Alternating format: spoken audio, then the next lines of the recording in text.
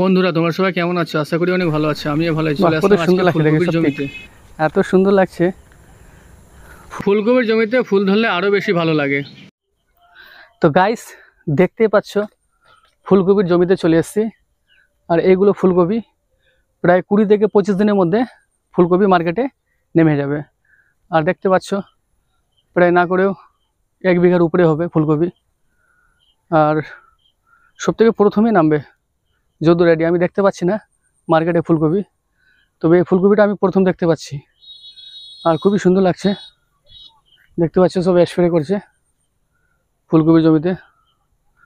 একদিন পর পর স্প্রে করতে হয়, প্রথম ফুলকপি তো, আর প্রচুর পোকা লাগে ফুলকপিতে।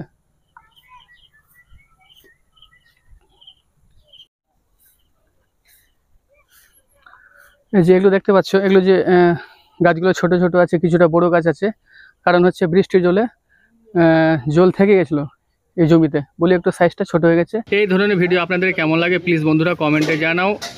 আর ভিডিও যদি ভালো লাগে তো অবশ্যই লাইক শেয়ার। বৃষ্টির জন্য প্রায় 10 দিন পিছিয়ে গেছে ফুলকপিগুলো, না হলে মার্কেটে নেমে যেত।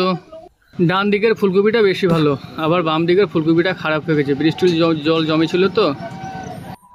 আমাকে মনে হয় এই জমি থেকে এই জমির ফুলকপিটা বেশি ভালো আছে। এটা মনে বীজ অন্য লাগছে আমাকে, এই বীজটা। একদিন পর পর বিষ মারতে হয়, না হলে কিন্তু সব পোকাগুলো খেয়ে শেষ করে দিবে। মানে একদিন পরে পরে না 2 দিন পরে পরে করতে হয়? একদিন পর পর। প্রচুর খরচা, ফার্স্ট ফুলকপি তো বলে এত খরচা। এরপরে যারা লাগাবে তাদের একটু খরচাটা কমই হবে। তো গাছ দেখতে পাচ্ছ, আর প্রায় 20 দিন, 15 থেকে 20 দিনের মধ্যে এই ধানটা কিন্তু কাটা হয়ে যাবে। দেখতে পাচ্ছি কত সুন্দর ধানটা, প্রায় আমার 1 কোমর থেকে বেশি হবে। আর খুব সুন্দর ধান আছে, সে এটা হালকা ধান, খুবই ভালো আছে।